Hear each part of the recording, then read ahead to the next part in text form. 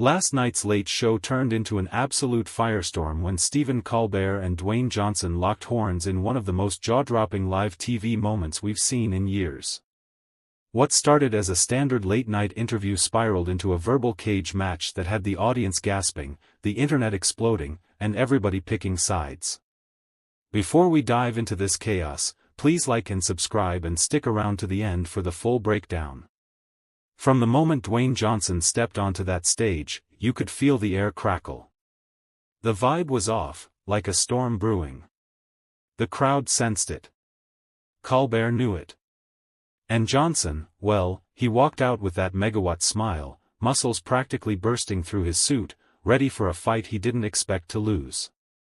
Colbert kicked things off with a handshake and a grin that screamed trouble. "So, Dwayne," he said, voice dripping with that patented sarcasm. "You're out here bench-pressing small cars, starring in every blockbuster, and selling tequila like it's water in the desert.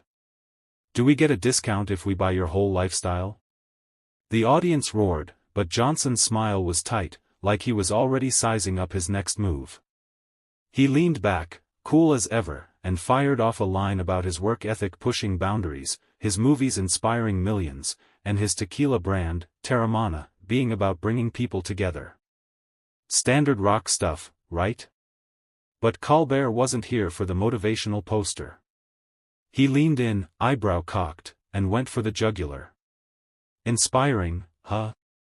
Because nothing says inspiration like another Fast and Furious sequel where you yeet a helicopter with your bare hands." The crowd howled, a mix of laughter and shock. Johnson's face froze, his eyes narrowing. "That's a bit of a stretch, Stephen," he shot back, voice steady but sharp. "Those films employ thousands and entertain millions." Colbert didn't blink. "Oh, absolutely," he said, nodding with mock sincerity. "Nothing screams teamwork like a movie where you bench-press a tank for the plot." The audience erupted again. Johnson's fingers twitched on the armrest, his jaw tight. You could see the fuse burning. "Let's not pretend you're a filmmaker, Stephen," Johnson snapped, his tone calm but edged. "You're a comedian. Stick to jokes." The crowd gasped, some cheering, others squirming. Colbert just smirked, unfazed. "I don't need an Oscar to read headlines, Dwayne," he said. "Like the one where your Jungle Cruise sequel got delayed because, what, you ran out of CGI animals." That landed like a haymaker.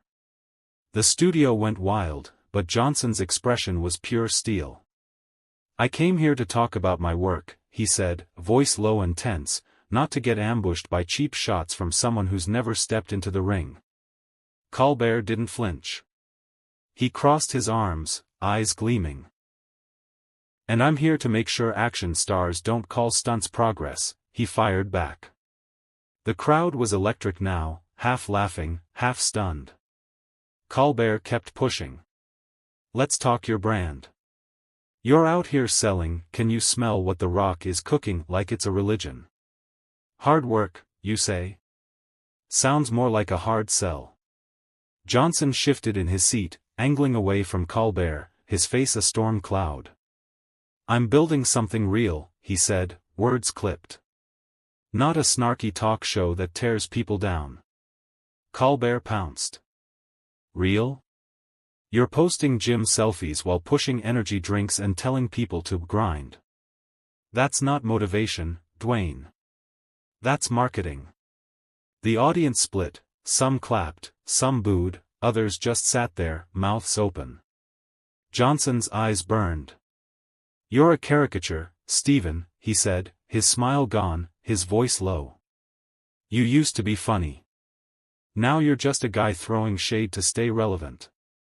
The studio went dead silent. Colbert sensed blood in the water and went all in. "You're juggling what, movies, tequila, Under Armour, the XFL," he said. "It's like you're speedrunning a midlife crisis, but with better biceps." The crowd roared, a mix of gasps and laughter.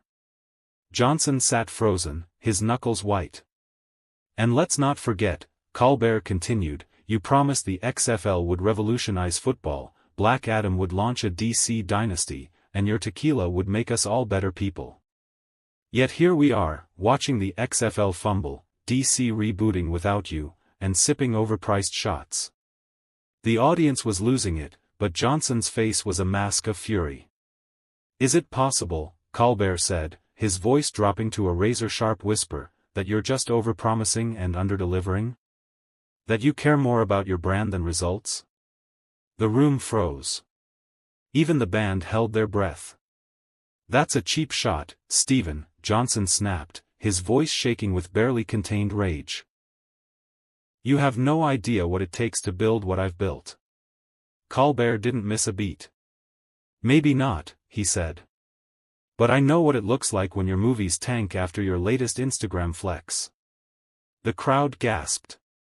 That one hit hard, especially since word was already spreading that Johnson's latest film had dropped 10% at the box office after he posted a cryptic gym video about haters. Colbert knew it and twisted the knife. I mean, he said, gesturing to the camera, if your biceps were box office draws, they'd be in the Hall of Fame by now. The audience exploded, half in shock, half in awe. That was it. Johnson was done. He stood up, ripping off his mic with a sharp yank, the wire snagging on his jacket. This is a clown show, he growled, waving off a frantic production assistant. I don't need to sit here and be insulted by a guy who reads cue cards for a living. Colbert leaned back, calm as ever. You're right, Dwayne, he said. You don't. But maybe stick around. You might learn how to take a punch. The crowd went berserk, cheering and gasping as Johnson stormed off, disappearing behind the curtain. The camera cut to Colbert, who just raised an eyebrow and said, well, folks, that's one way to end an interview. The band kicked in, and the show cut to commercial, but the internet was just getting started. Please like and subscribe. Let's keep going. Backstage, chaos reigned. Producers were screaming into headsets. CBS execs were already on the phone. And Colbert, he was in his dressing room, scrolling X, sipping water, and reading the avalanche of posts. Rock meltdown, screamed one headline. Colbert crushes the people's champ, blared another. Johnson's tequila brand was trending, but not for good reasons, memes were everywhere. Johnson went radio silent. No posts, no stories, nothing. The man who lived on social media had vanished. Then, at 2:47 a.m., he broke the silence with a single post, some confuse comedy with courage. Others confuse failure with fame. Guess who sat behind the desk tonight? I build. He mocks. That tweet detonated, 500,000 reposts in an hour. By morning, YouTubers were slicing up every glare, every quip, every twitch of Johnson's jaw. Reddit threads debated whether Colbert went too far or if Johnson finally met someone who wouldn't bow. TikTok was flooded with reenactments, some calling Colbert a legend, others painting Johnson as a martyr for hard work. But the real drama was behind the scenes.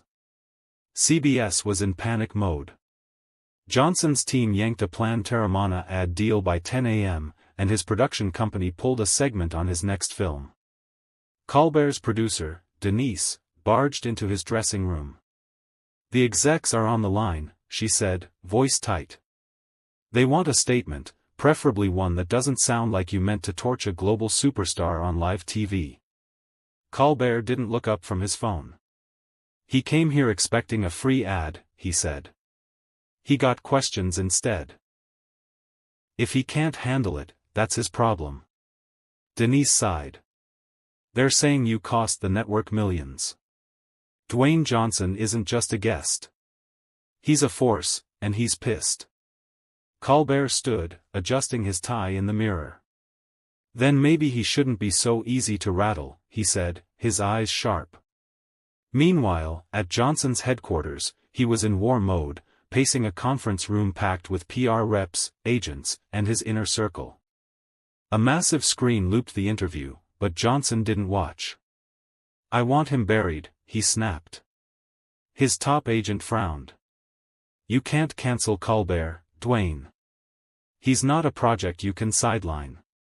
Johnson stopped pacing, his eyes glinting. Then I'll outshine him. We'll build something bigger, a platform that makes his show look like a relic. Hours later, a teaser dropped across X, Instagram, and YouTube. A sleek logo flashed with one word, Rise. A countdown followed, launching in 72 hours. The internet lost its mind. At the Ed Sullivan Theater, Colbert's team watched the teaser in stunned silence. Denise held up her tablet. You need to see this, she said. Colbert stared at the screen, Johnson in a sleek studio, speaking to millions. Legacy media is dead, Johnson said. We're building the future.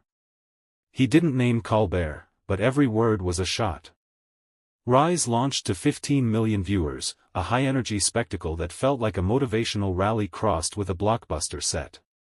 Johnson stood center stage, calm but intense. No scripts, no gatekeepers, just real talk, he said. This is what inspiration looks like. The audience, online and in studio, ate it up. Fans called it revolutionary. Critics called it Johnson's vanity project. Then came the bombshell. The screen cut to a teaser, a silhouette in a chair across from Johnson. The outline was unmistakable, Stephen Colbert. The internet split. Was it real? A stunt? Half screamed, Colbert's going back for round 2. Others yelled, it's fake. He'd never. Back at the theater, Colbert watched the teaser and said 3 words, it's a challenge. 2 nights later, Rise aired its premiere. The countdown hit 0, and 20 million tuned in. Then, without warning, the camera panned to the guest chair. Stephen Colbert was there. No intro, no smile, just a hard stare. You called me out, he said, voice steady.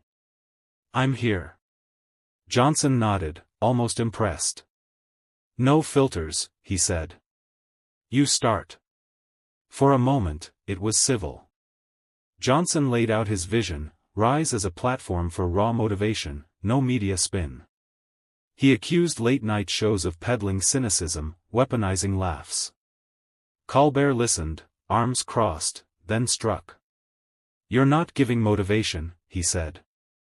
You're giving a megaphone to whoever cheers you loudest. This isn't inspiration. It's your gym. The studio went quiet. Johnson's eyes narrowed, but Colbert kept going. You think I humiliated you? You walked into my show thinking you were untouchable. That's not hustle. That's arrogance. Johnson gave a cold laugh. Says the guy who's made a career dunking on people stronger than him. Colbert didn't blink. I don't dunk, he said. I question. You're the one who thinks questions are punches. Then came the kill shot. Colbert leaned in, voice low. You're not the future, Dwayne. You're a mirror, a shiny one built for one guy to admire himself and call it progress. The silence was deafening. Johnson's jaw twitched, his hands flexing. He turned to the camera, forcing a smile. Let the audience decide who's right, he said. Colbert stood. I'm not here to win, he said, voice flat. I'm here to finish this. He walked off, leaving Johnson alone under the lights. The internet went nuclear. The clip of Colbert's exit topped every trending list.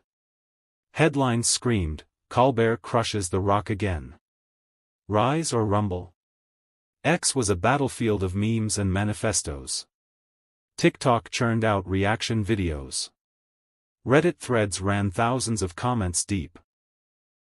Rise kept airing, but it didn't dominate like Johnson hoped. Fans loved it, but advertisers hesitated, and mainstream viewers stayed skeptical. The Late Show, meanwhile, soared. Ratings spiked, new sponsors flooded in, and Colbert became a symbol of defiance.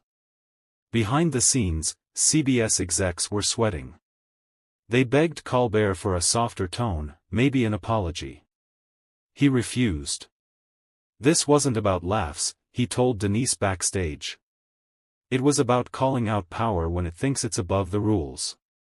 Denise smirked. Think he'll ever come back on the show? Colbert adjusted his tie, a glint in his eye. Only if he brings a thicker skin. A week later, Colbert stood ready for another late show. Denise asked, "You mentioning him tonight?" He shook his head. Said all I needed to. The curtain rose, the crowd roared, and Colbert stepped out, not as a victor, but as a man who stood tall when it counted. If this showdown had you hooked, smash that like button, subscribe for more epic clashes, and drop your thoughts in the comments. Who won, Johnson or Colbert? We're reading every take. Please like and subscribe. Let's keep this going.